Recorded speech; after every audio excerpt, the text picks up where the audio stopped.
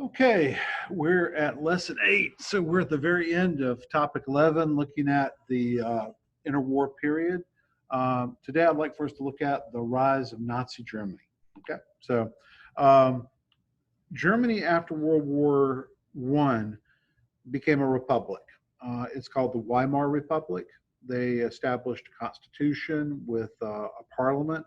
They had an elected leader called the chancellor, who is like a prime minister.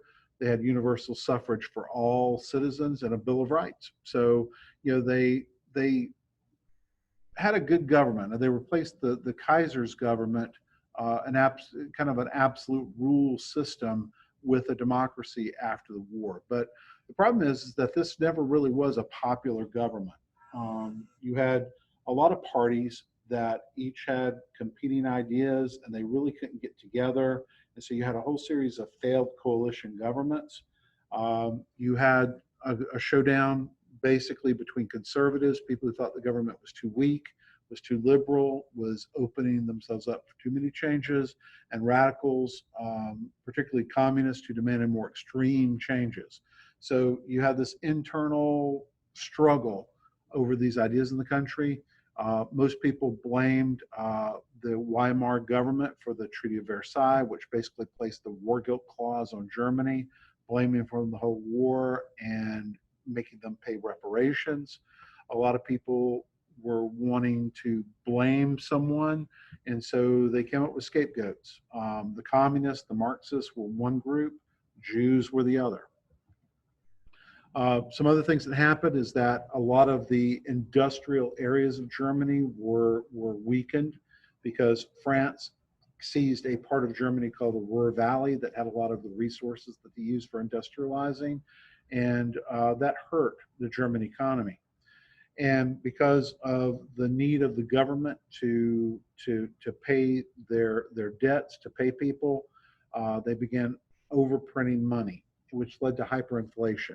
So to give you an example, the unit of currency that was used in Germany in this time period was called a mark. And so in July of 1922, something maybe cost 10 marks. Within a year, it cost 944,000 marks. So the same good, that's how much the difference was in prices. It absolutely destroyed people's savings, particularly the middle class. There was some effort to help Germany recover because they were having to pay these reparations and deal with this. So there was a Dawes plan, which basically the United States was investing in German businesses. German businesses could earn money and then pay back the British and French. The idea is that then the British and French could pay back the United States. Unfortunately, that happened just before the Great Depression. And so the Great Depression that impacted most countries in the world hit Germany very, very hard. And the gains that they had made were lost. And so people looked to a person like Adolf Hitler, who was a strong leader, a charismatic person who promised to solve all their problems and restore Germany to greatness. Hitler was in Austria, so he was a German-speaking person. He was ethnically German, but he lived in Austria. Very fanatical anti-Semite, saw the Jews as basically stabbing Germany in the back during World War One.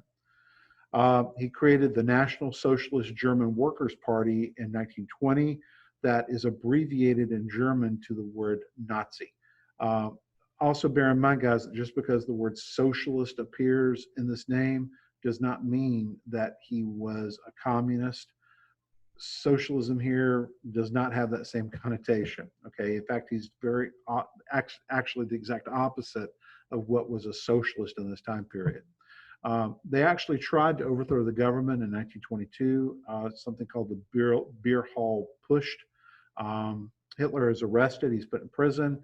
There he writes his literary masterpiece, if I could use that word, called Mein Kampf, Mein Struggle.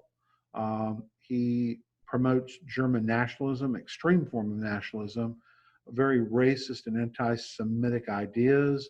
But really what's kind of ominous is his desire to create a Lebensraum, a living space in Europe for all Germans, which means replacing these non-Aryans that are living in these lands with Aryans, who are the master race, aka the Germans. 1933, Hitler's able to become Chancellor of Germany. He's actually elected Prime Minister of Germany, basically. He promises to end the reparations, to create jobs, to defy what all these other countries in Europe are doing. He particularly capitalizes on the fears of the communist.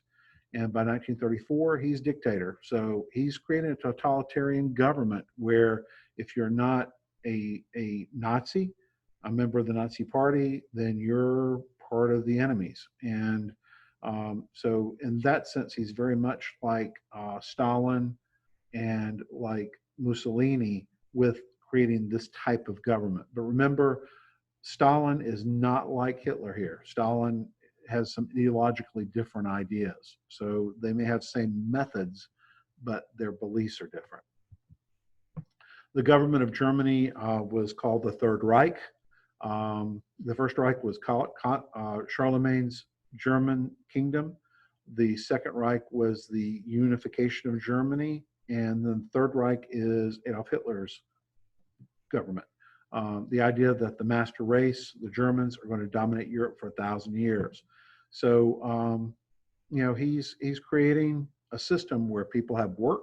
So people are now working, they're making money.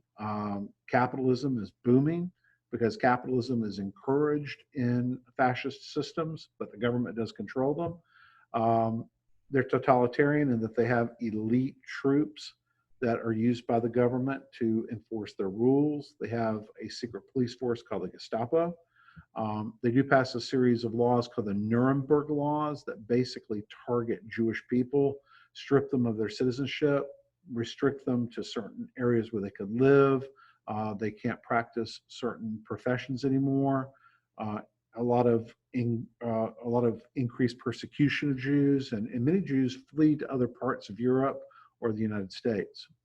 One of the most outrageous things that happened in this time period is something that occurred on November the 9th, 1938, called Kristallnacht, where there was a massive German attack on Jewish people, their businesses, their homes, their synagogues, hospitals, cemeteries. It didn't matter. They targeted them. You can see from the stats here how many people were impacted by this. They began rounding Jews up and putting them into concentration camps. What really kind of is shocking is that Jews were forced to pay for these damages. And you start to hear people talking about, what are we going to do about the Jewish problem? What's going to be our final solution? And unfortunately, you're starting to see the beginnings of what is now known as the Holocaust. You had a huge program that Hitler put into place called the Hitler Youth. So all boys and girls were expected to join these organizations. And basically, it's kind of like the Boy Scouts or the Girl Scouts. But if you can combine the Girl Scouts and Boy Scouts with the Ku Klux Klan, okay? There's a promotion of everything that's German. Non-German books are burned, particularly if they're written by Jews. Any ethnic German artist or composer, writer, their works are going to be, put forth as being the absolute epitome of culture. And Christianity is sort of restricted. It's allowed to exist only in that it recognizes the state. So this is the situation that you have with Germany leading up to World War II. And unfortunately, Eastern European nations sort of take the same track as Germany and Italy with developing authoritarian governments. You see Hungary and Poland, ultimately all of them except for Czechoslovakia and Finland.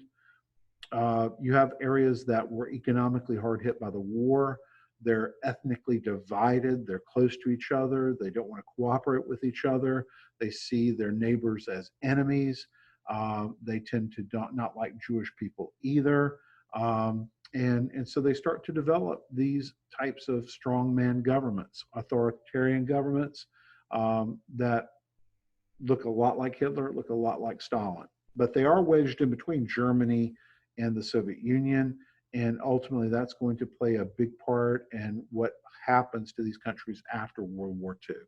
So this concludes the notes for topic 11. Again, you can go back and look at these at any time that you would like. And of course, you always are welcome to ask me questions about the notes or about anything within the reading if you don't understand it. Thank you very much.